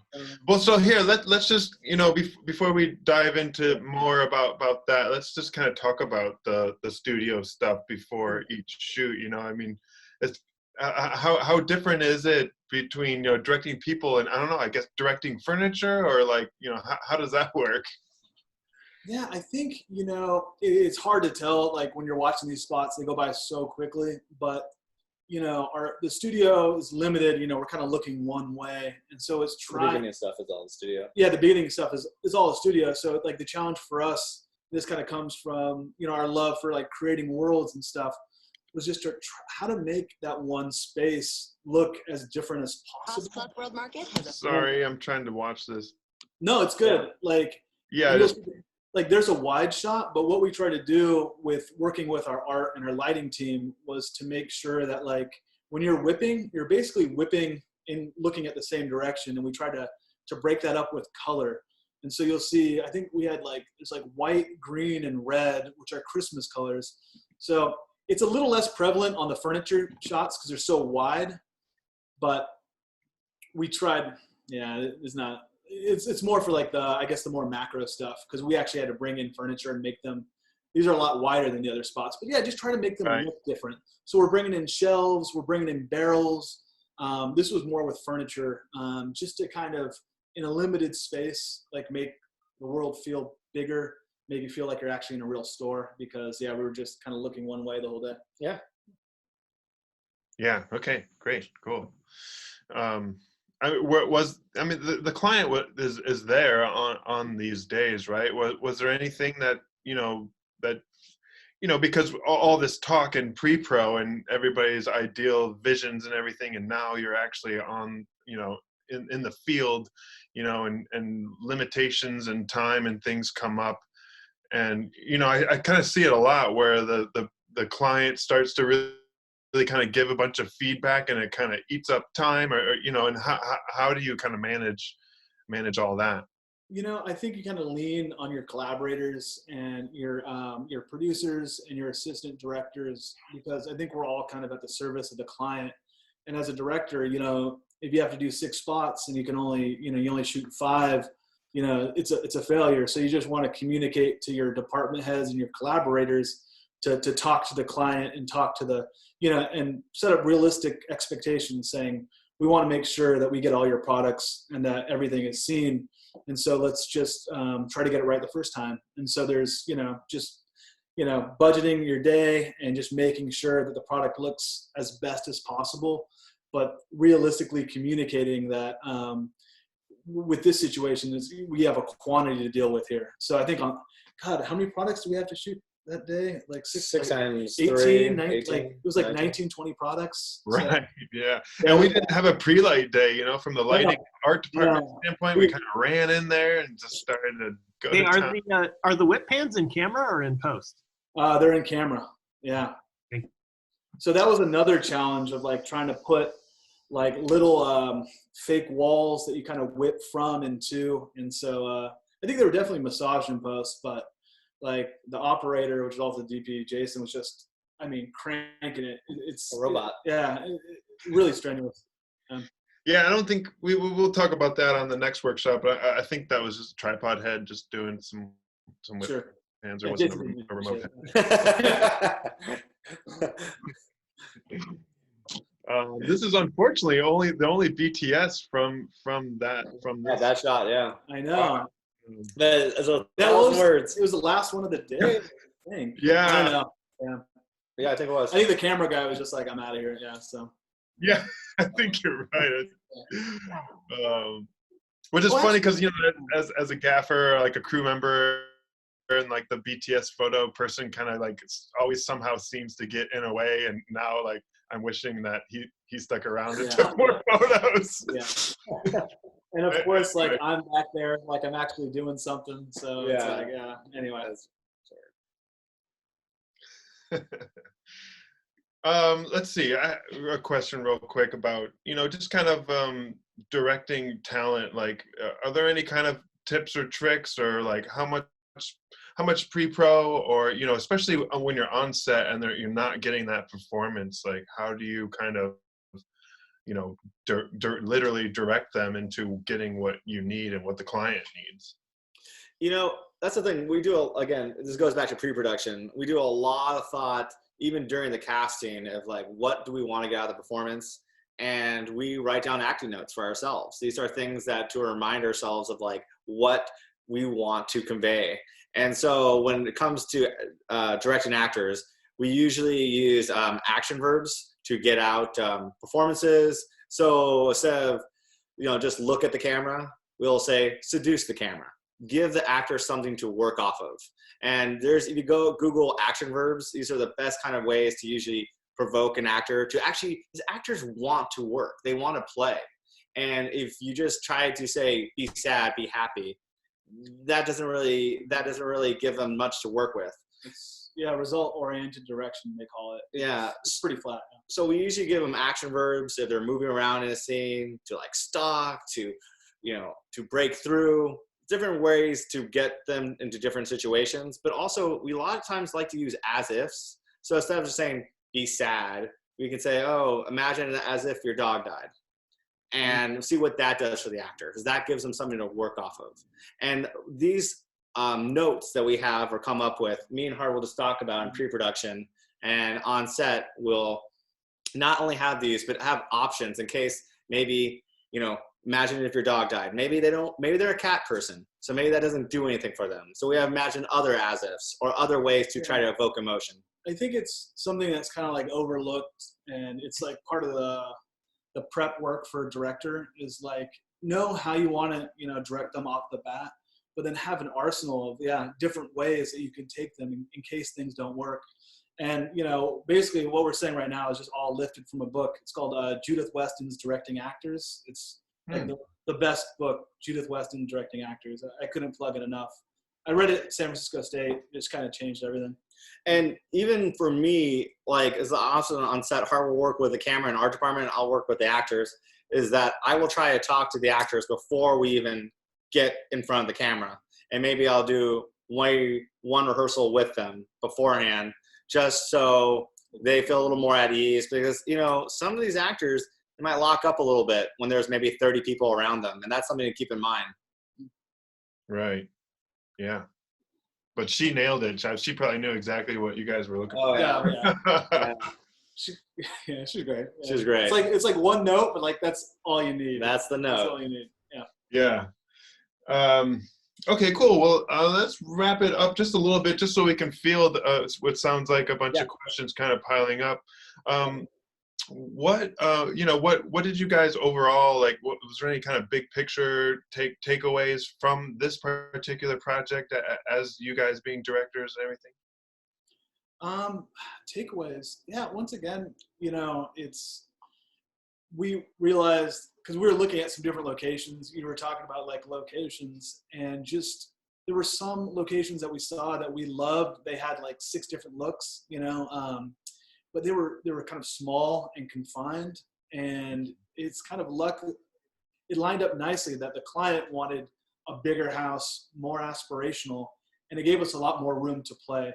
So he just kind of showed us the importance of space. And even then, Matt, I mean, you can see how cramped it was. Like, you remember, it's like some of the ceilings were kind of low, but you know, if you can, Right. like the more room you have to play, if you have the support, really helps. Yeah. It helps everybody. Yeah, and kind of going down that option too, like having more options, more room. It's same thing with the actors as well. Is oftentimes when we're doing casting, we know what we want from them, but when we're doing casting, we'll often ask the actor to take it into a different direction, or maybe take it high or low. And the reason why we're doing that is not because we're hoping to see that on the day. We just want to see the limits of these actors, because sometimes you might find yourself on set and an actor is able to do one kind of delivery, and that might be great, but what if it isn't?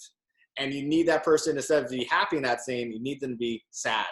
And if they can't get to that other, emotion, you're going to be kind of lost on set. So that's another thing in casting. Make sure you not only try to get what you want from the actor, just throw them a screwball. So if it's a scene where their dad had died and they're crying, say, hey, imagine that you hate your dad. Now start dancing, do an Irish jig. And they might look like you're crazy, but I want to see that, to see if they can go there. And if they can, that's going to be a big asset on set. Yeah. I mean, having enough support, man. Like, you were talking about the Genie team, and like there was like an army, because we needed to black out like this mansion and make it look like night. And so you guys did an incredible job, and it was like an enormous undertaking. So we were thankful, like we had that support on this one for sure. Yeah, cool. Oh, that was fun. Grips did that. Yeah. Still, it's like you said, having that team, because if you try to like shortchange yourself, maybe one extra crew member, you might lose the whole project, because now everything's out of focus. You didn't hire that extra AC. Right. Yeah, totally. Okay, well, let's take this time. We roughly officially about another 20 minutes or so. Yeah. Let's start taking some questions, Ryan. What do you got for us? So we're going back to the beginning here. Sure. So again, my part, We'll try to be quick. So from Noshki, as writer-directors, what does your workshopping process look like? Workshopping.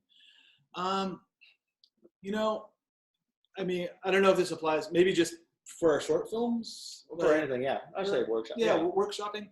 And generally, like, when we're writing like some comedy pilots right now, and it either stems from like maybe a specific like scenario or a character. I think we have to find the characters first and then like build the world around it. But like for us, it's just kind of, I don't know, it's all done in pre-production. Like a lot of discussions, like a lot of give and take. And, when you have a collaborator, it's kind of just like the best idea always wins. I know like Matt was talking about like the coffee version, and, my initial spark changed completely, when Devin came in. So I think you just need to find a collaborator that you can feel comfortable with, and, just throw any idea against the wall. Well, and like what Hart was saying, it's like you want to build an environment where you're not afraid to share an idea. I know we're brothers, so we've known each other for a long time, but it doesn't matter who you are with. So you want to be supportive. And by being supportive doesn't mean that every idea gets into the film, but every idea should at least be written down. And that's the whole idea. So when we're working with each other, he'll say something and it might be outlandish, it gets written down. I say something, it might be crazy, it gets written down. And then afterwards, maybe a day goes by and we look back at what we've written down for whatever small, big, or project work out. And that idea that sounds crazy one day might fits perfectly now. So that whole thing is saying, don't say no to ideas at the beginning. This is brainstorming. Let it all come out. It's kind of like improv. It says the thing in improv you'll hear from improv players, if some of you might be or know some, is you always say yes and that's the whole thing I think in brainstorming. When someone Hart says, hey, what if the kid, has a seizure at the end? I'm so like, yes, and the dad shows up and he's like, oh my God, but he doesn't care about the kid because all he cares about is the coffee. And you just keep building that way. That is a solid end to that. Okay, so then from Craig Smith, how do you consciously brand yourself as directors? And has this helped you? How has this helped you get more work? Nice, great question. I don't think you consciously brand yourself. Like I think eventually we kind of realize that you have to kind of pigeonhole yourself. I think you have to ask yourself, any artist, any medium, it's like, what attracts you? Like what makes you excited? You know what I mean? And then once you do that, like for us, it was like comedy, like a lot of visual stuff, a lot of like short stuff, like shorts that kind of end with one big gag. And so we kind of like followed that through line. And then once we started getting into the commercial world, and you guys will see if you've done commercials or you want to get in commercials, they want one specific thing from each director. So there's car commercial directors, there's comedy directors, there are directors that work with celebrities, all kinds of stuff. So once we started talking to production companies and they're like, well, what kind of director are you? You know, we started pulling back. You know, we have like music videos that are like super intense about lethal injection and getting killed, and like we've done a lot of things. So for us, we kind of realized that people want to buy one thing. So we started pulling some of the more dramatic stuff back and leaning into the comedy, which is like what we loved to begin with, you know? Yeah, and kind of piggyback, you know, going off what Hart was saying, is that I remember when we first got done with school, I think we made business cards that literally said like Devin Perez, director. And I would show up on set and I was like a PA and I would be handing this business card out like, hey, I'm a writer, director. And the guy giving you coffee is telling you that he's a writer, director. And unfortunately, no one wants to hear that. And I understand that too now, big time. So it's interesting. When do you tell people you want to pursue this? There's a time and place. Obviously, if you're trying to get on set, work on different departments, I would just advertise to yourself as that, because that's what people want to hire. They don't want to hire a PA who's going to give you additional lines. They want to hire a PA who can, you know, make sure they park the trucks well. So that's one thing. And then when we finally decided to really go all in and try to pursue this directing, it's like what Hart was saying, just narrowing that field down. Because I remember, and you'll hear this from everyone, from actors to anyone, I could do happy, sad, everything.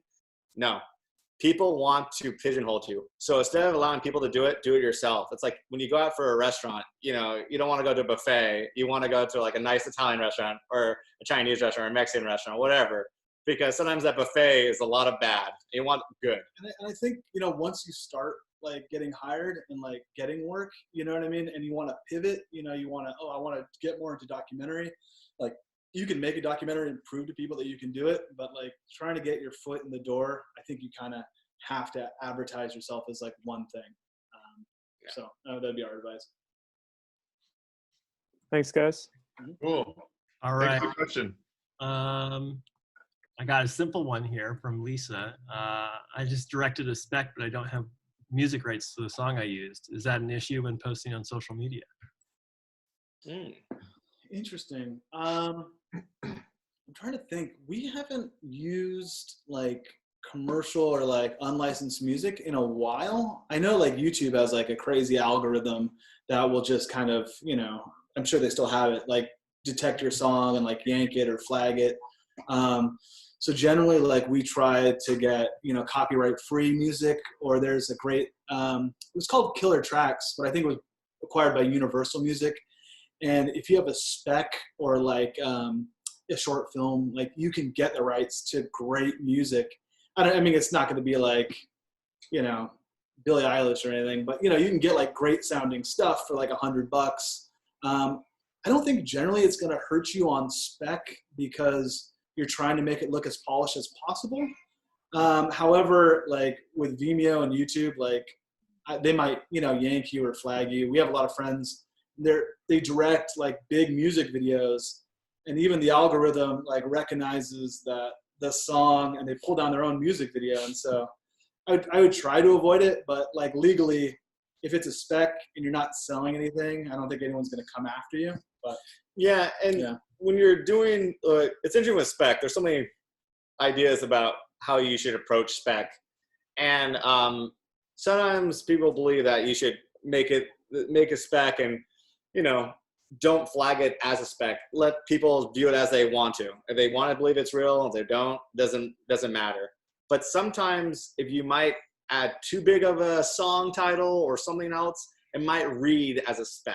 yeah, And if you're fine with it reading as a spec, that's okay. But if you want people to look at this as like, oh, this is a real spot, sometimes it might be better to avoid bigger titles, because then people seeing it says, well, I expected to have seen this then on television or on my phone if you're having, you know, like I said, artists like Billie Eilish. So it's just depending on what you want. If you're okay with people realizing it's a spec, it's fine. You can use big songs. But if you want people to believe that if this is a spot you've done and maybe it's a spec, maybe it's not, maybe you avoid bigger titles, because that might be a way to giving it away that's a spec. Say, I have a question. I have a question. Oh. Okay. Can I ask? Okay. Go ahead. It's for Nike. Should I go ahead? It's for Nike. So I'm just saying it's a spec because I think I'd get really reamed. I wouldn't want to pretend like Nike, you know. Just lean into it. Yeah. You know, Okay. that's no problem. I think just as a proof of concept, because I remember when we were discussing whether or not to do specs, you know, and you show these to different production companies, you know, they know, you know, which, you know, account or which agency works with Nike. And so, you know, if you're fine with that, Yeah. like, Nike's a big brand, you know, that probably deserves a big song, and then you're just upfront with them. I think, you know, it's perfectly fine. That's a great example. Okay. Oh yeah. All right. Yeah, great example. Good. I got one more. I have another question. I'm gonna go through the list. I'm sorry. I had people who asked. Oh, sorry. Sorry. So let's see. I guess from Vatsala, talking about your ideal director DP relationship. What is something special that you look for in that partnership, in addition to a good portfolio and making the day? I think, you know, like our favorite like DPs are ones that have like both like technical knowledge and like have a love for storytelling. You know, I think, you know, sometimes you get stuck in one or the other. There's, you know, people that just, you know, like love the blogs and like the latest camera. There's people that, you know, has seen every movie, but they, you know, their camera's in disrepair or something like that. So I think it's like someone that, you know, has the technical knowledge along with a love for storytelling that, you know, gives ideas that, you know, you didn't think of before. I mean, I remember like Ryan, like when we worked on that music video, you mentioned a long time ago, it was so funny because this is so far back. It shows how ignorant I still am. But you were like talking about how important it is to have things in the foreground. And like, I never forgot that. Like, and I always love playing things with like different, you know, in the foreground, midground, and background. It kind of like goes to like the fan, you know what I mean? It's just having things, you know, in the different planes, you know, when you're watching a spot. So yeah. Yeah, I go off that too. It's just like having a director that has a lot of ideas and options, and it's kind of like, cinematographer.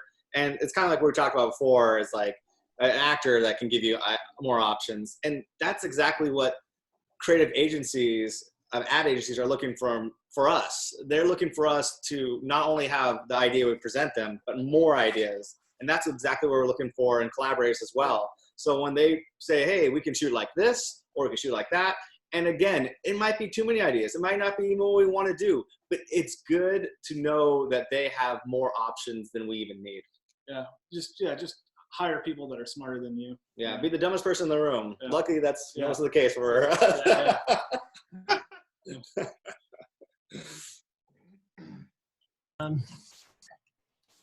Let's see what the next one is. In terms of length of time for a spot, are longer commercials more competitive to pitch for because they're more costly? And is the reverse true too? Like, are shorter spots easier to get? I think there's just been a lot more need for shorter spots, you know, with, you know, Snapchat and like all the social platforms like Instagram. So you're seeing like 6-second spots and 15-second spots are in our world a lot more common than maybe a 30 or a minute. I feel like today, like still the gold standard is like the 30-second spot. You know, you will see like these long, like, you know, Michelle Gondry will do like a 2-minute, or like Spike Jonze will do like a 2-minute spot for Apple or something, and it'll be beautiful and there'll be a ton of money. I guess like the longer the spot, you could argue that there's more money in it, but I still think like it's the Super Bowl spots that are like the most competitive that we're not even in the conversation for. It's these 30-second spots, these minute spots that they'll just pour, endless amount of, money into. So I still think 30-second is probably still the most competitive realm. Yeah. Yeah, and I wouldn't see so much as like length for budget reasons. Yeah. It's more of a brand. If you see bigger brands, you're assuming that they're going to be spending more money, and not to say that you're going to see that money in the short itself or the commercial. It's just that they usually have a budget allocated, no matter Chips Ahoy or something, or Gatorade. They're like, we always make commercials for blank, and this is what we're going to spend because we don't want that budget to go away and stuff. So usually just look at the brand and you could realize what the budget is. Yeah, that's true. Yeah, because when we did a spot for the Cost Plus World Market, our mom was like, "Ooh, I know that one," and she exactly loves the brand. Yeah. Awesome. Okay, so from Joseph, can you talk about your involvement in post-production? Do you ever get to submit a director's cut? Yeah. Do you have communications with the editor, or once it's shot, it's out of your hands? Once again, every project's a little bit different. Like with the Cost Plus spot in particular, I'm trying to remember, we shot them typically in commercials. The agency will just be like, finally, we used the director for what we needed him for, and now we could do whatever we want. So a lot of times, the spots get taken away or they get sent to a post house. With these spots, it got sent to a post-production house in LA, the cabinet. They put in all the music, all the title cards. They sent us an early cut. We gave them some notes, but then it was ultimately the client and the agency that had final cut. So we didn't have final cut with the Cost Plus spots, or like the spots that we worked on, Matt, the Amazon spots. We didn't have final cut with that. We just did a fun spot. I think our friend Brett is online here for Nerd Wallet. And that was like a much more kind of involved, like notes process. And we got to work, with an editor that we liked. So it just really depends on how the agency wants to work and the production company wants to work. But generally with commercials on the higher levels, directors don't have as much input on the final cut. Yeah, and I've heard saying, most of the time they don't. But a lot of times we have friends and collaborators and other directors, and, if the spot is completely different, luckily these are just mostly one shot, so we're not surprised by the cuts of these, is that a lot of times directors will do their own director's cut. And sometimes that you'll see that on director's reel, where you'll see director's cut. What does that mean for like a commercial? Well, sometimes they'll take the footage and do what they view how it should have been. But sometimes you'll see that. Yeah, exactly. Yeah, I mean, there could have been some funny director's cuts for these spots because there were like some really funny lines, alt lines that didn't get used. But at the end of the day, we decided just to stick with the ones that they had. Yeah.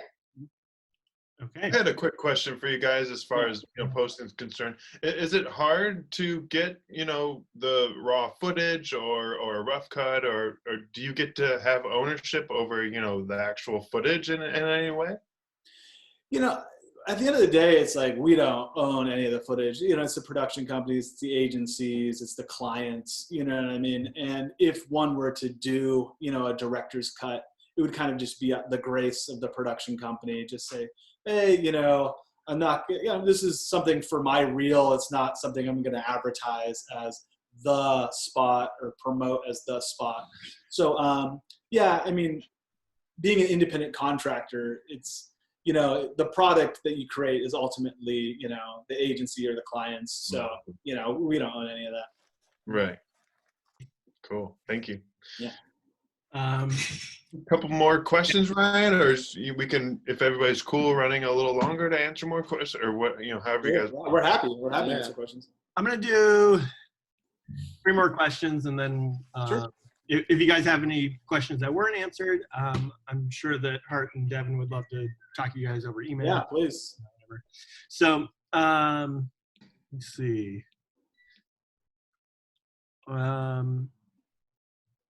Most of your projects are filmed with Jason Josepher as the DP. How did that relationship develop? And now, what did you notice about working with other DPs?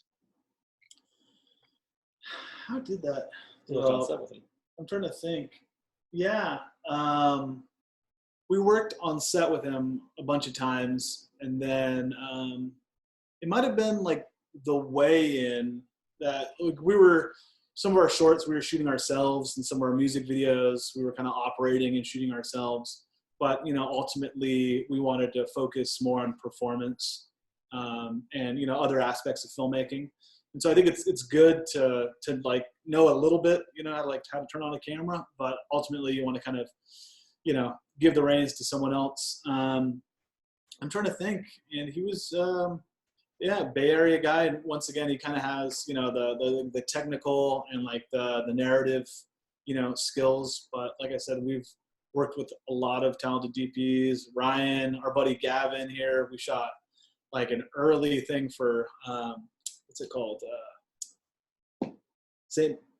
Holy Names College, like a spot for Holy Names College and like French Press Films. So, I mean, it's really nice collaborating with different DPs. They all have different strengths, different ideas, and like different ways of working.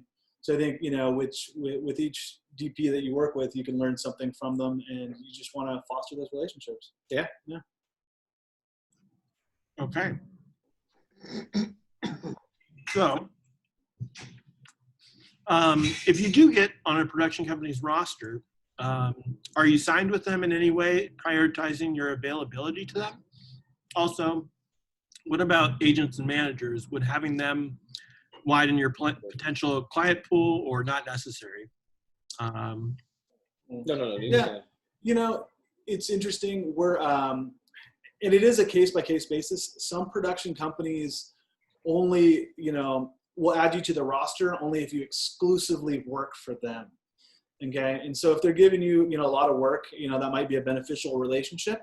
Other production companies have big rosters and a lot of people, and they realize that, they can't give you enough work to sustain you for the year. So they'll, rep you, they'll put you on the site, but they'll also realize that, you have different priorities, or, you could take other work. And then other production companies are more regional. So, we have buddies that have reps in Europe or, in America and like France, like different spots. And so it's like regionally broken up. It kind of just depends on the director.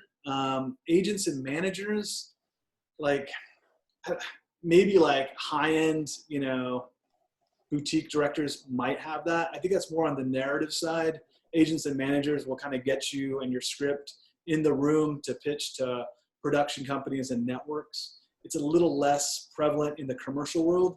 In the commercial world, like you basically want to be signed to a prominent production company, and then they kind of work as your middleman and negotiate, deals and like get you opportunities to write scripts and stuff like that. Yeah. Or right on commercials. Excuse me. And that's another thing too that what Hart was talking about is like what we're talking about is the commercial world, and most of the time agent and managers don't really come. They're there for bigger directors and bigger brands for sure, but in our world they don't appear as much. I know agents and managers was a big question for us coming up because you hear it so much in films and television. You think you need those, but it's more of in the narrative world. And what we understand is you're mostly, if you're starting to be a director and you want to get more into narrative directing, of course, you're probably looking for a manager, and he's going to help you to try to make connections to get whatever you're trying to sell into the right eyes and right faces. And then when it comes to agents, they're more the brokers. They're more helping you with the deals. And what we've heard is that you're trying to look for a manager, and then when you get some heat on a project, an agent will pop up and say, hey, I'll take 10%. I'll take 10% of that, So don't worry about those so much. If you're worried about getting a commercial game, just worry about the roster. And if you're worried about getting the narrative game, look out for management. And those are more personal relationships, and they'll help you potentially get your work in places. And again, agents kind of help broker the deal. So they're kind of jerks that say, my client needs $1 million, so I can get $100,000. So yeah, I would say focus more on production companies in terms of like the commercial world. All right. One last question from Calvin. Most of your projects are comedic, so do you find yourself being hired for projects in order to bring that element? In general, how much is decided before the director is brought on? Yeah, I think generally, like in the projects that we've had, it's, you know, the agency or the creatives, they have a comedic script. So once again, you were talking about like pigeonholing specialists, they're looking for comedic directors to amplify that. So in general, like we've never been brought on to like this serious, like a dramatic Nike spot, for example, and they're like, Or a lifestyle spot. yeah, or a lifestyle spot. And like, you know what, like we're actually thinking of changing everything. Let's make it comedic. Can you guys do that for us? Usually it's locked in, like the script's locked in. There's some jokes, and they want someone who knows how to work with comedic actors, knows how to like make things visually funny, and that can like add additional humor to the spot. But generally, like the tone or like the genre of the spot won't shift, like depending on our involvement. But we have been involved in, you know, some dramatic or like some more lifestyle stuff starting off. But now I think we're mainly just up for commercial comedy commercials. Yeah, and just going down that, when we were approached for comedy, one thing we've learned, and this is from advice from other friends and collaborators and directors, is that if you're talking to the person who wrote the script or the agency who came up with the idea, one question, if you have a chance before you send in your idea, is just ask them, what is it that gets them excited about this project? That's my best advice for you. Just ask them straight out, what is it that you love about this project? And they'll tell you. They'll tell you, oh, this is the funny because the man bonks his head or the dog farts or whatever. So when you're writing your treatment, you make sure to work on that aspect or embellish that somehow. Don't take it out, because if that's their favorite thing, you're definitely going to not get the job. Nice. Great advice. Tell them what they want to hear. Yeah. Yeah, right. So let's see. I have a workshop survey for everyone. I would really appreciate it if everybody filled it out. Just tell us, you know, how things went, basically. How we did. Yeah. And 5 stars. furthermore, if you guys have any ideas for future workshops, Matt, are you running out of ideas of what to do for workshops?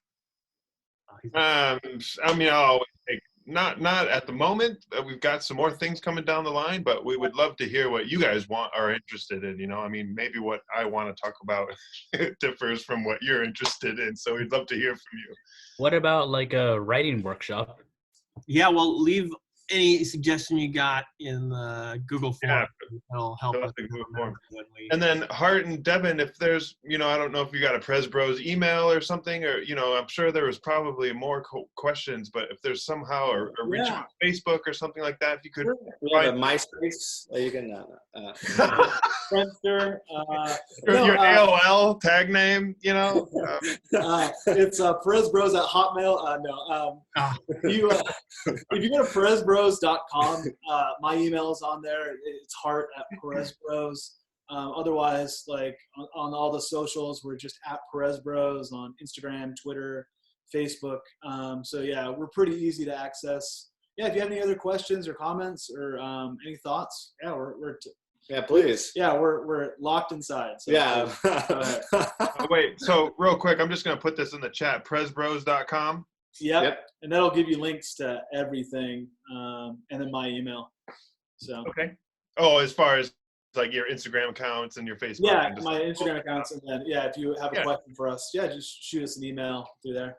Yeah, Hart at Perez Bros. Sweet, awesome. Well, I want to thank the Perez Bros for joining us on this workshop and sharing all your experiences. You guys rock. Thanks for having us. No, really appreciate it. This is such a great forum you're putting out there. And it's really cool that, you know, obviously you guys specialize in like lighting and grip, but like that you're branching out and like having different collaborators and different storytellers. Like, this is really cool. Thank you so much. Yeah, thank you for like showing up, everybody. Like, I didn't think anyone was gonna show up. I thought it was going to be me and him. Yeah, and Matt and Ryan. Maybe Ryan. I don't know. I thought I was gonna be asking him questions. Anyway, yeah. So anyway, thanks guys. Awesome. Well, it looks like we're getting a lot of great feedback from the people in the chat. So thanks again, guys. You guys rock. Of course. Thank you. Thanks, guys. Have a good one. Stay safe. Wear your mask. Have a nice day.